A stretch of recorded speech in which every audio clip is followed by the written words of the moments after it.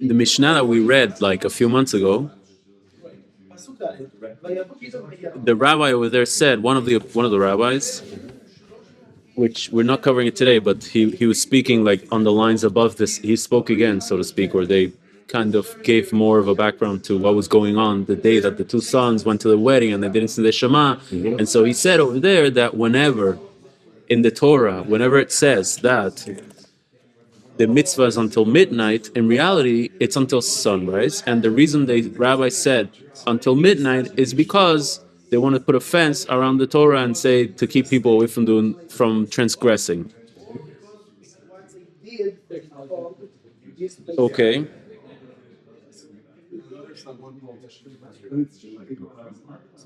If I remember correctly, over there they spoke about certain sacrifices in the temple, which fall under that category of mitzvot that are supposed to be until midnight, in order, because that's what the Rabbanan did as a fence for the mitzvah, even though you're allowed to do them until sunrise. That's what they're going to discuss now. So they start with a question here. They said basically hektel chalavim. That's like the burning of the fats of the animal that was shechted on the day or maybe on the erev. The burning of the fats is until sunrise, but the rabbi said it's one example of this concept. And they continue. So hektel chalavim bechul. So the rabbi spoke about the burning of the fats. Ve'ilu achilat psachim lo katane. However, they didn't talk about eating the Pesach offering.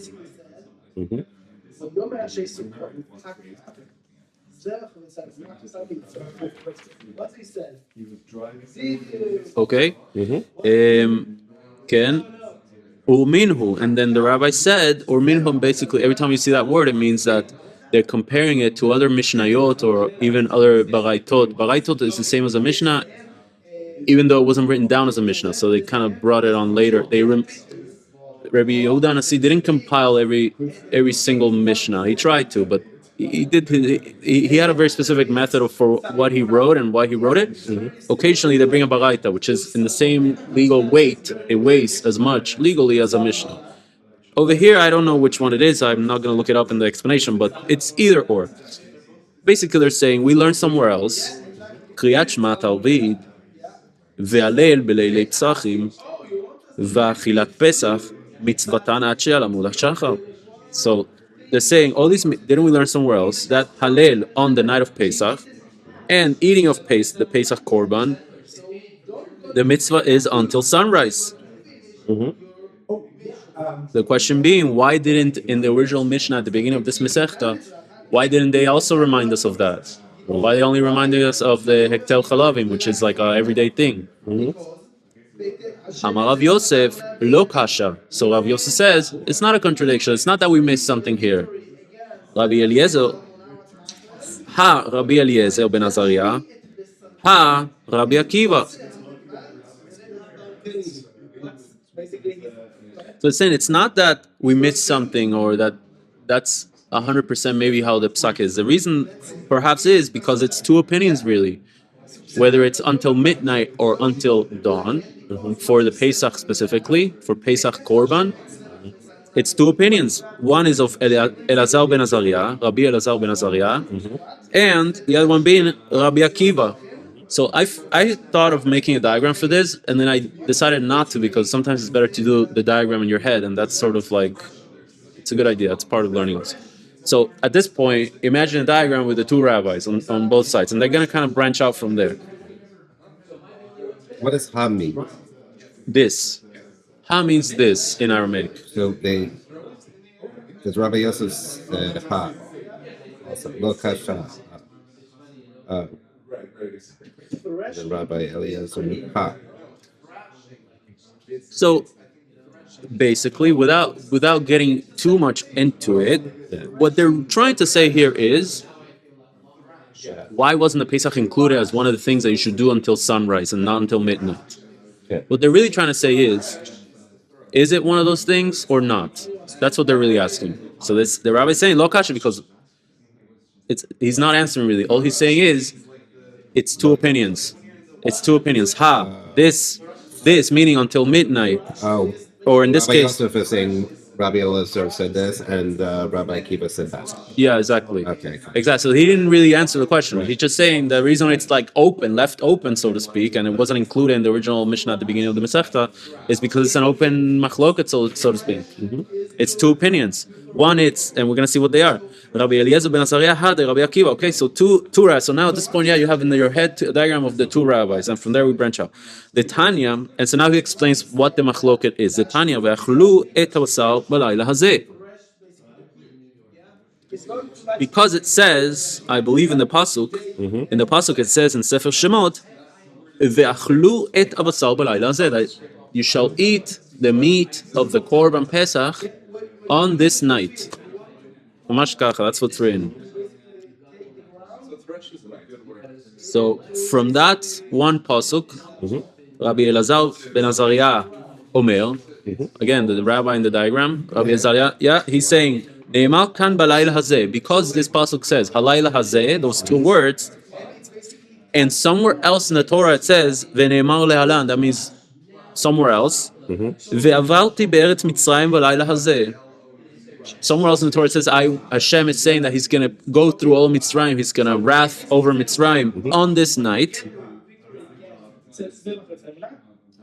So he's deducing Male alanat chatzot, in the same way that Hashem is passing through the wrath, he's passing wrath onto Mitzrayim at midnight. Afkanat chatzot. Therefore, the Pesach, eating of the Pesach Korban, is also at chatzot. Why is he making this opinion? Because in the pasuk it doesn't tell you what it means really. It just says balayla hazeh. But what is Laila?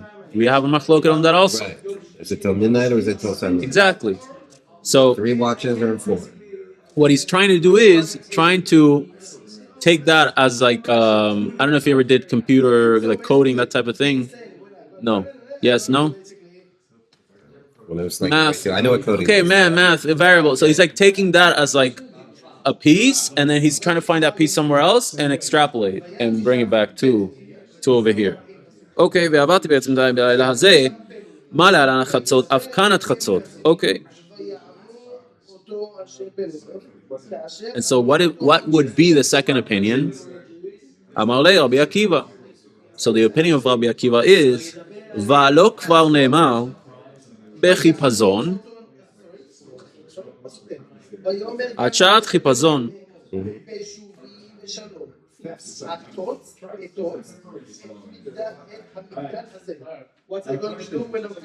says Rashi, שנחפצו לצאת, והיינו עמוד השחר. So it's like when they were mamash leaving. And according to Rashi here, it says that it's, until at dawn time. כי דכתיב, לא תצאו איש מפתח ביתו עד בוקר. As it says in the pasuk, no one should leave their house until the morning, I guess until dawn in this specific case, or sunrise. That's also machloket. So from that, Rabbi Akiva basically deduces that the Korban Pesach is until sunrise, let's say, until the morning, and Rabbi Elazar ben Azaria until midnight. And they bring their sources. So, what they're going to do now is kind of question each source. Im ken ma Talmud lomar balayla. If that is so, basically it's key. I should have prefaced that this conversation didn't happen. This is the students of Rabbi Akiva, the students of Rabbi Eliezer. They're basically saying what their Rebbe could have said based on the principles of how we expound the Torah and what they obviously learned from the rabbis. So what they're saying is, Imken ma Talmud lomar balayla. If it's so, if Rabbi Akiva, you're saying that eating of the korban is until the morning, so when the pasuk says ve'achlu et habasar balayla hazeh, which is the pasuk that Rabbi Eliezer brought as proof, yacholi enecha. What's the meaning of that then? You have to answer that because he brought a good proof, so to speak, quote unquote. You have to refute it. So the Gemara answers, Yachol yenechad kakadashim bayom. The reason it has to explain or specify Alayla Hazeh, it's because a person could have, we're going to see what it is. Maybe you would have thought that it could be eaten like the regular offerings. Maybe that's one reason why it wasn't included in the original Mishnah, because it's slightly different in terms of Korban. Right. Talmud lomar balayla. So therefore, we need the pasuk to tell us balayla hazeh, balayla hu nechal velo bayom, that we eat it during the night and not during the day. Rashi, mashlamim nechalim wait, Ken Rashi. What does it mean? Yechol yeh nechal, that it could be eaten like the offerings, like the other offerings during the day. Kish'al kadashim beyom shchitato kedech toda she'af she'i zman achilata yom echad ve'ochel ve'olech kol yom shchitata ve'halach ad boker kedin toda v'chtiv beyom ka'obo yechel. So basically, that you would think that it's like the other korbanot, that in the day that you shecht, you eat it, okay? Just like a Thanksgiving offering, which is also a korban for which the time to eat it is also the same or one day. So basically, it's shechted. You have the whole day and the night until the next morning to eat it. I'm assuming that after the morning, you have to burn it. So you would think you have that type of time. Okay. Okay, so at Kol, I think we have more or less an idea of what they're trying to say. Rabbi Akiva was saying one thing, the rabbi, they refute it. Okay. Rabbi Elazar ben Azaria de Itleg Zera Shava. So the students continue, the Amuraim at this point. They say, let's assume that the rabbi, Eliezer ben Azaria, is using a Zera Shava, like how we said before. Itztarich lemichtav lei. Since he's using a Zera Shava, it's like a password almost. So the more characters the password has, the stronger it is. So even the same here, the more letters or words the Gezerah Shava has, it's like it fits. What's a Gezerah Shava? Gezerah Shava is when you have two words in the Torah in totally different places, and you don't know the meaning of this word over here, this context over here. So you try to use that word and connect it to what that word means somewhere else, and then deduce laws, halachot, based off of that, and apply it to our case over here. That's cool. But it says on this night, two different places. Yes. And one offers you insight into the other. So Alayla Hazeh in the first one doesn't talk about time, but the second Alayla Hazeh is talking maybe about something else, but it talks about specific time. So we could say, oh, when it says Alayla Hazeh over here, it's talking about the times over there. Now this is not something that it's like for us to make up. This is part of Torah Moshe Sinai, where Gezerah Shava is one of the things you cannot make it up. It's like you have to have the Kabbalah, you have to have the tradition that there is a Gezerah Shava here. Yeah, there's a lot. There's a lot. Yeah, there's a bunch of them. Yeah. Okay, so let's assume that he's using a Gezerah Shava, and because he's using that, he needs the word Hazeh, Halayla Hazeh. It fits nicely. Ehyeh Rabbi Akiva, Ehyeh Hazeh ma'avid lei. However, when it comes to Rabbi Akiva, maybe I didn't explain the previous two lines properly, which is Balayla, because Rabbi Akiva didn't teach us about Balayla Hazeh. He only said Balayla, meaning during the night you have to eat it, meaning that it's different than the other korbanot that you could eat during the day and the night, and then you could burn in the morning. It says Halayla Hazeh, but he didn't explain Halayla Hazeh. He only explained Halayla. If you look on the top over here on the two lines on the top, Halayla. So now they're asking the obvious question. So what does Hazeh mean in then? He didn't explain it. He didn't explain Hazeh. We understand why the other rabbi explained Hazeh, because he needed it for the Gezerah Shava. Over here, by Rabbi Akiva, what does Hazeh mean? That's what it means. Ehyeh Hazeh ma'avid lei. What is it? So the answer, Lema'ute Laila Acher Hudata. Okay, so the obvious answer would be It's a different night. to emphasize this night specifically, and not a different night. And they continue with the reasoning. So So if you would think and reason that the Pesach is within the category of Kadashim Kalim, as opposed to like more holy offerings, like the offerings of Yom Kippur and the offerings of, do they have more the Shim Kalim? So Ma shlamim nechalim l'shnei yamim b'layla echad af Pesach. So you would think that it has to say hazeh because you would think, oh, it's in the category of simple offerings, so to speak. And we know the rules of simple offerings. You could eat them l'shnei yamim u'layla echad. You could eat them for 2 days and 1 day. So you would think af Pesach nechal shtei leilot b'makom shnei yamim. So you would no. So he's saying that because you're like gonna copy paste the wrong din. You're thinking that the Kadashim Kalim, you are allowed to eat them for 2 days and 1 night. So you would think, oh, I understand that I have to eat the Pesach at night. Well, I'll just eat it for a night, a day, and a night, and then I'll burn it the next day. So it's be'etzem 2 nights and 1 day. Similar. So that's why it has to say halayla hazeh. Right. So then it's 1 day. So then, well, before the conclusion, so then if that's the reason, so if that's the reason that you're going to end up eating it for 2 nights, kamash malan balayla hazeh, and so therefore we need balayla hazeh unechal ve'ino nechal balayla acher. Okay. Rabbi Elazar ben Azaria. So that's the reasoning that we can only eat it on the first night, be'etzem. Makes sense? Rabbi Elazar ben Azaria. So what does Rabbi Elazar ben Azaria say to that, be'etzem? Basically, the question being, from where do we learn that we can only eat it for 1 night? Because Rabbi Akiva so far gave 2 explanations. One is that you can only eat it during the day, during the night, and that you could only eat it during the first night. Rabbi Elazar ben Azaria, I believe Be'etzem he already gave us that you could eat it only at night, but he didn't give us which night.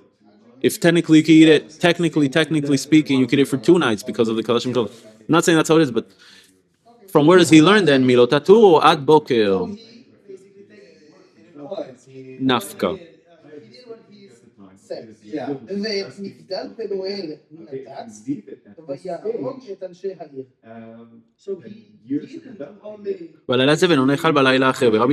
So basically, from where does Rabbi Elazar ben Azaria then? From where does he learn that you cannot eat it on the second night? Only you have to eat on the first night. So he's learning that from the pasuk that says, "You shall not leave any of it until the morning." So if you can't leave any of it until the morning, so for sure, obviously, you have to eat it the night of. Rabbi Akiva and Rabbi Akiva, imetam havamina.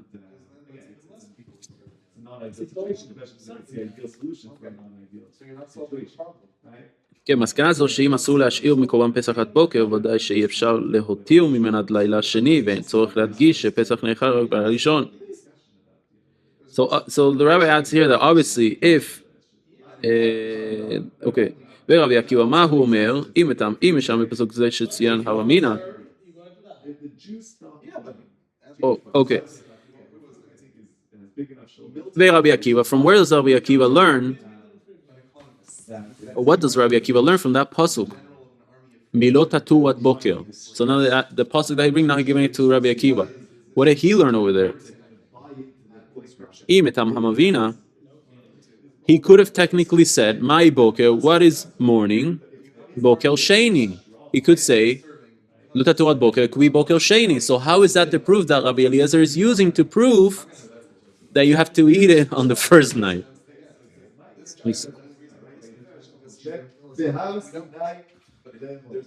You know that to what boker? Should we go a little back maybe? I feel like basically we're okay until the point that we have to eat on the first night, and then that's according to Rabbi Akiva though. Then they're gonna ask Rabbi Elazar. Basically all these It says hazeh. they're like bringing all these random, not random, they're very, very precise in what they're saying. And by saying something, they like open up a different argument with the other rabbi who has to come and fix it. And if he doesn't fix it, so how can you say what you're saying before that? So basically, I think we have like a skama, like a understanding, yeah, that until that we're not allowed to eat it. We're only allowed to eat it on the first night, and that Rabbi Elazar ben Azaria learns that from Merota Tuwad Bokel, from a different line which says in the Torah, you should not leave it until the day. Imshida, if you can't leave it until the day, you have to eat it at night. Fine. So they're gonna ask Rabbi Akiva. Rabbi Elazar actually is enforcing the idea that just one night and finish it by the day. He's going against his previous 2 nights deal. He's trying to prove that it was 2 nights. Now he's like, okay. He didn't see the argument of the 2 nights. Hold on.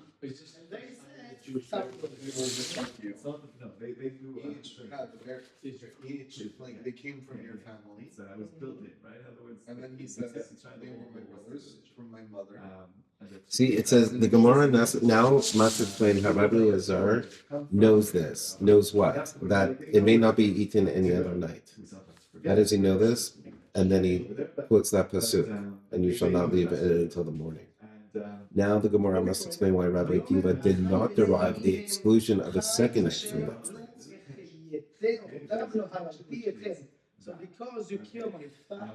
Maybe the diagram would have been better. No, pencil and paper. Maybe. Okay. No, I figured we were doing our because when you do it in your head, you're really like first Rabbi Elazar was trying to prove that it was 2 nights. Now he's just saying that you have to finish it by the morning. No, he wasn't trying to prove that it was 2 nights. Nobody was trying to. They both understand that it's only 1 night, but they use different sources, and the source that Rabbi Akiva used to prove that it's the first night only is the source that Rabbi Elazar is using to prove that it's not until morning that you eat the Korban Pesach. It's until night. He brought it like 10 lines before. The Laila Hazeh. Oh, you're saying he thinks it's before midnight? It's at midnight. Rabbi Elazar, he's always going to try to prove his opinion, which is, when you know something, But what's his opinion? Midnight. Rabbi Akiva, All night. Morning. Until morning.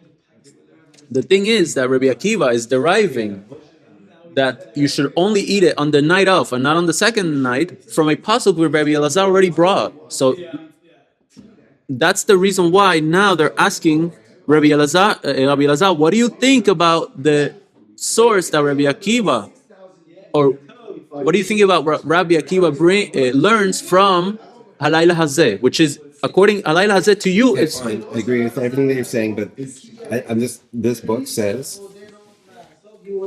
Rabbi Elazar, that the Pesach offering may not be eaten on a second night as well, question mark. And then he sees it. Yes. That's maybe what's confusing.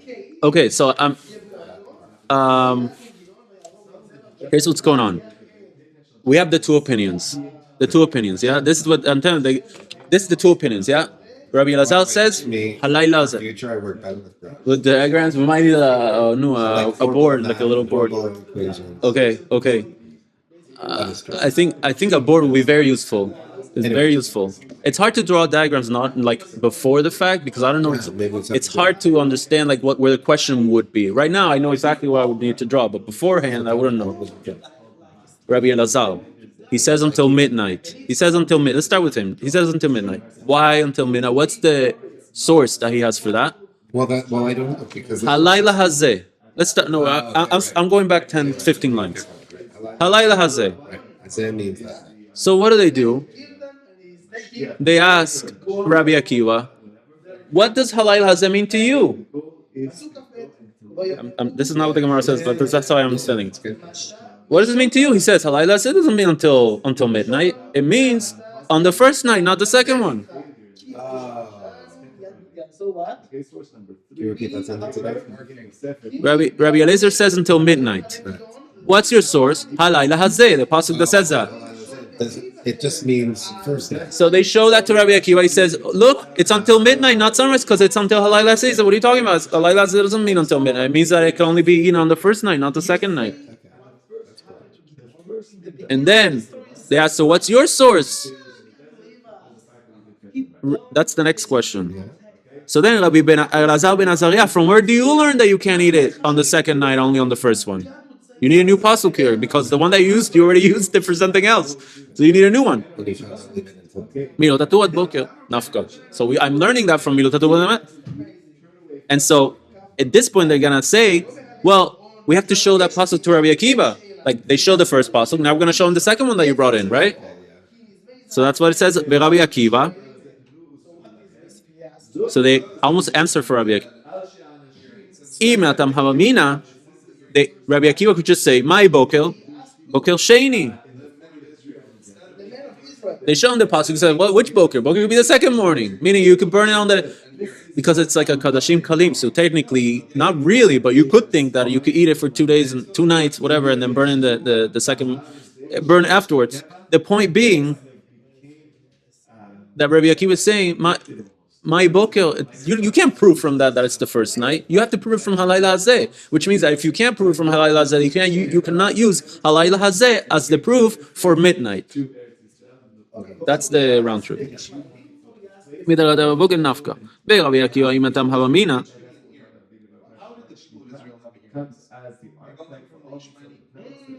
And so basically Rabbi Akiva says, my boker sheni, right? He's saying boker sheni. So in other words, he's not really saying that. We could say to Rabbi Elazar, you need a different proof. This is not the proof. You need something else. Maybe you don't have it. Whatever.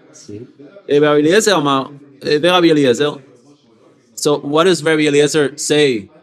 What does he answer to all this? He says, Amar lach kol boker rishon. So he kind of just solves it by saying, no, every time it says boker, it's the first. It means the first one. Okay, so maybe that's true. I don't. I didn't research it that much, but maybe there is a rule like that. Really, like maybe he has a tradition like that. Now looking Tosfot not here. I don't see it in Rashi. I'm also not seeing it in the Steinsaltz. So okay, let's assume that there is such a rule that every boker rishon. It's very, very good.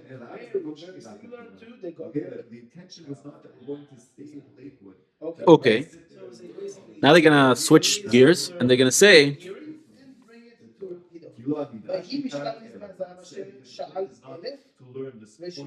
they're basically gonna say, so they're gonna say, is this whole argument that we just had for the past half hour, is this similar to a different argument that we saw somewhere else before? So then they're going to explain which argument. The Tanya, we have a teaching where it says, Sham tizbach et ha-pesach ba'erev kebo ha-shemesh mo'etzetecha mi'mitzrayim.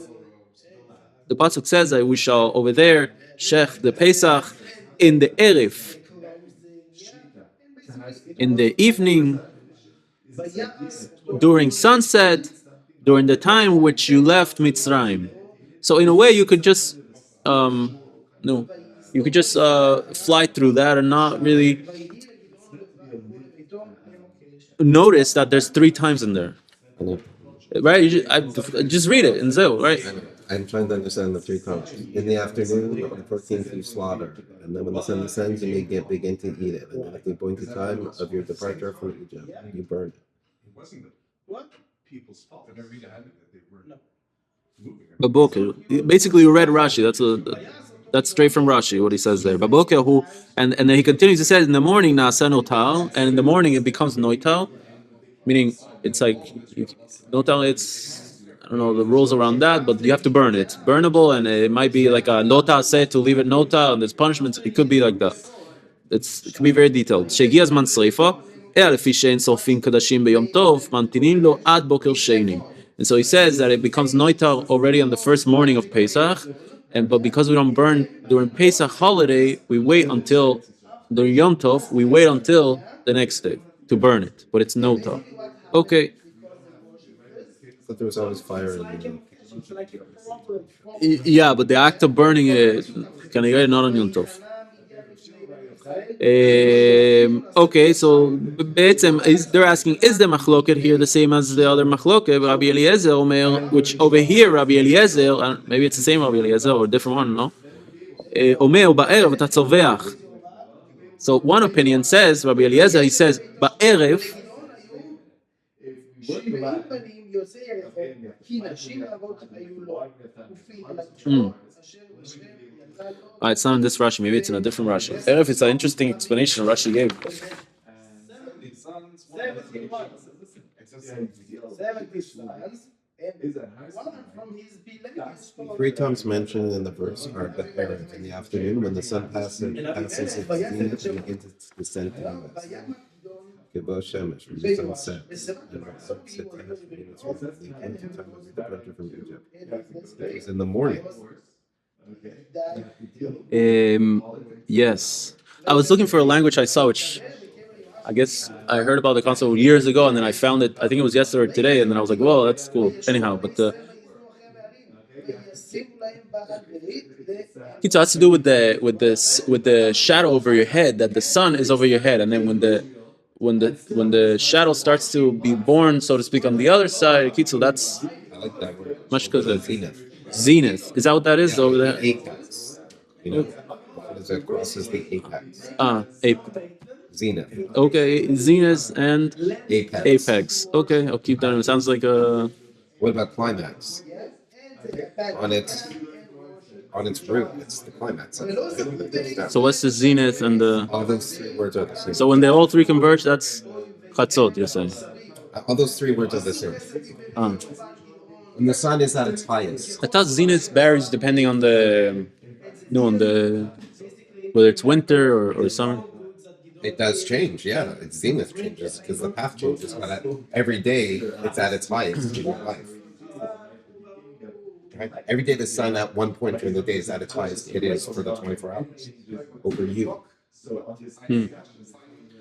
There's that whole thing, that war. Every day we have a point where we're the highest high. Okay. Yeah. God's angry in the afternoon because it's the highest, the sun. Okay, so the rabbis, he's saying, so the first opinion is Rabbi Elazar Amar Lach, Boker Rishon Hu, yeah? So, wait, so, wrong Rabbi Elazar. Amar Rabbi... כן. תיתן השם סיזדה, אוקיי, רבי אליעזר אומר, בערב אתה זובח, like you said, in the afternoon you shecht, yeah, and sunset, אתה אוכל, you start eating, ומועתך ממצרים אתה שורף, and then when the time to leave Egypt comes, then you leave. Rabbi Yehoshua אמר, and then Rabbi Yehoshua says, בערב אתה זובח, same, כבוא השמש אתה אוכל, ועד מתי אתה אוכל והולך, עד מועד צאתך ממצרים. And until when you eat and go, until the time to leave Mitzrayim. Individuals, okay, anywhere in the world, but in terms of society, which is ultimately what the Torah is about, Okay, the only thing I'm noticing here is that the first opinion says ata ochel, and the second opinion says ve'ad matai ata ochel. The first one says you eat, and the other one says until when you eat. There's a difference. Amar Rabbi Abba. okay, that's what it's trying to say. It's these two paradigms that we see. הכל מודים שנגאלו ישראל ממצרים, לא נגאלו אלא בערב. So I am assuming that now they're trying to define when is that time to leave Mitzrayim. Because basically, both opinions sound very similar to me. There isn't really a difference over there. Unless you really want to be, like I said, like, okay, one says ata ochel, and the other one says ve'ad matai ata ochel. Other than that, there's no difference. There's no, what's the machloka really? So, Amar Rabbi Abba, הכל מודים שנגאלו ישראל ממצרים, לא נגאלו אלא בערב. So Rabbi Abba says, everybody agrees that when Israel was redeemed from Egypt, they were only redeemed in the evening. As it says, הוציאך השם אלוקיך ממצרים לילה. As it says in the pasuk, that Hashem is taking you out of Egypt at night. Doing mitzvot. Why do we keep mitzvot? So he's saying that the Geula started at night. וכשיצאו, לא יצאו אלא ביום. And then when they left, it was not until the day. Okay, so it wasn't like a 1 second thing. Maybe it took a few hours. שנאמר, ממחרת הפסח יצאו בני ישראל ביד רמה. As it says, ממחרת הפסח. On the next day, on the day after the Pesach, יצאו בני ישראל ביד רמה. Israel left Egypt with a strong hand. על מה נחלקו? לא נחלקו, נחלקו. I think נחלקו is to slip. And what did Rabbi Akiva and Rabbi Elazar disagree? נו, על שעת חיפזון. They're disagreeing on when exactly is the time of chipazon. How do they translate chipazon? Time of Haste. haste. So Rabbi Elazar ben Azaria savar. So then the two opinions would be, my chipazon. What is haste? Chipazon the Mitzrayim, the haste of Egypt. Rabbi Akiva savar. And the second opinion of Rabbi Akiva is, my chipazon, chipazon the Israel. The haste of Israel. Then in Amiachi, it is also taught, הוציאך השם אלוקיך ממצרים לילה, Hashem taking you out of Egypt at night. וכי בלילה יצאו? And did they actually leave at night? והלא, לא יצאו אלא ביום. And didn't they actually leave during the day? As it says in a different pasuk, ממחרת הפסח יצאו בני ישראל ביד רמה, like we just read, that in the next day, they left with a strong hand. Ela, the whole reason why these two psukim are there and why they seem to contradict each other is מלמד שהתחילה להם גאולה מבערב. The reason is the Geula started at night and then it finished, completed during the day. Okay. So the Geula starts at night, and that's the Hasidic word. In the darkest times, the Geula starts. People didn't notice, or maybe they did notice, I don't know. But at night, and then when it's day, okay. The Be'el Na, Be'oznei Ha'am. Hashem is saying to Moshe that he should go speak to the people to get ready to leave. Let's not be after, and then those after we die, but ultimately the kind of end goal of history. Okay, is the spiritual. Amri the Rabbi Yanai, and so on this pasuk, Rabbi Yanai explains to us, En na ela lishon bakasha. The word na, nun aleph, means it's like a begging, it's like please. Amar li HaKadosh Baruch Hu le Moshe. So basically what happened is that Hashem said to Moshe, Bevakasha, please, I am asking you nicely. Lech ve'emor lahem leIsrael. Go to Israel and say to him, Bevakasha mikim. Say to them, like request from them to do this. Ask them nicely they should do this. Sha'alu mimitzrayim klei chesef uchlei zahav. Go to the Egyptians and ask them for silver and gold to borrow. Ask them that you need a loan.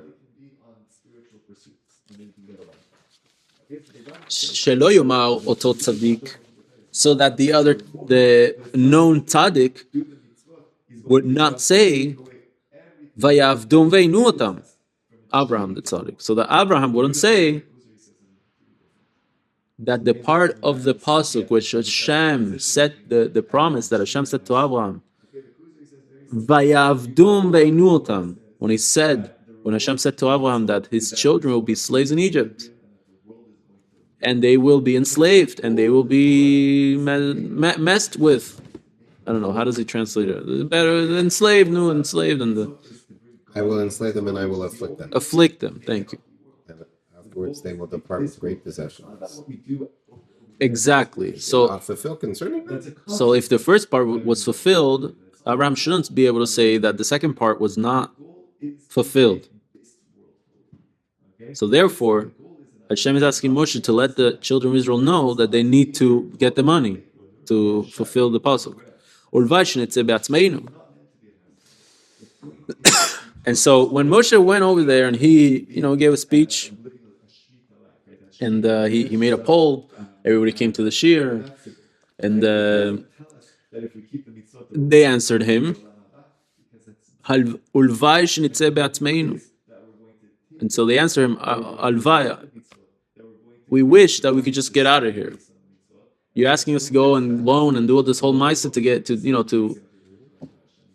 okay." And it was dark. It was the plate of darkness. So it's like, and I'm learning a lot from this. It's like difficult times. On top of that, you want me to go in the middle of the night and schlep all the gold? And ask him. I want to get out right now. Take me with you right now. What are you talking about? Huh? That's what that's the answer him. He says, please. He doesn't command. Right, no, he says, nachon. That's cool. Nachon. And it's good for us. Sometimes you have to be pushed even farther than you think. One thing's crazy.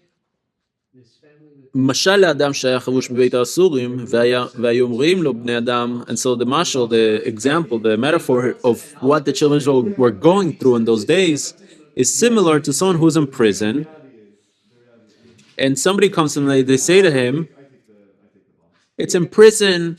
I don't know how bad prisons are nowadays, but in those days they were really bad, like really bad. People die there all the time, all day, every day.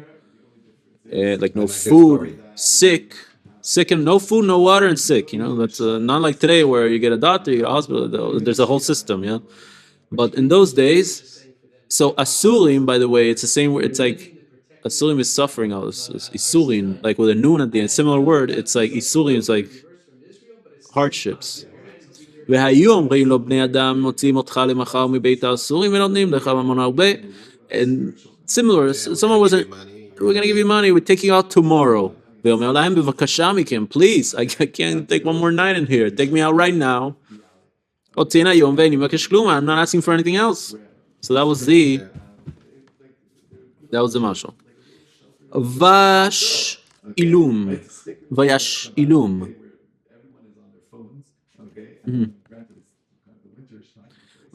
So now they're gonna ask the question. So in continuing the pasuk, I don't have if he brings the whole pasuk here, but the people went out and they went to go ask for the money. Yeah, they went to get the loans. And vayashilum is the Mitzrayim. They give them the loans. Yeah. Vayashilum means that the Mitzrayim gave them the loans. Amar Rabbi Ami. So I guess that the word over there is not 100% written in the usual way that it would be written. Amar Rabbi Ami melamed shehishilum ba'al kocham. So it's written like this because ishilum ba'al kocham, because the loan happened without them wanting it to happen. Who? Ika de Amri. Some say ba'al kocham the Mitzrayim. Some say that the Egyptians didn't want to loan out. They Ika de Amri, and other rabbis say ba'al kocham de Israel. The Israel didn't want to take the loan. Ma'an de Amar ba'al kocham de Mitzrayim. Whoever is the opinion which says it was that the Egyptians did not want to give the loan. He's learning that dichtiv, as it says in the pasuk, unvat bait techalek shalal. Unvat bait, be'etzem, the way that the rabbi is bringing it here is that word means a woman who is friends with a Jewish woman friends with an Egyptian woman. And she would go, meaning like the take home care, the lady that like whoever is taking care of the homemaker. She go into a different homemaker, mitzlit, and she's asking for the money to borrow. And then it says techalek shalal. It's like the homemaker of the family is the one who is the dweller. Lechalek, like to distribute the bounty. The bounty is the right word? Yeah, Booty. So from that language you understand it wasn't a loan, it was spoils of war. And the opinion which says that it was against the will of Israel, Mishum Masui. So they say so because they were already exhausted. Masui. Exhausted. Couldn't take the weight of the gold now.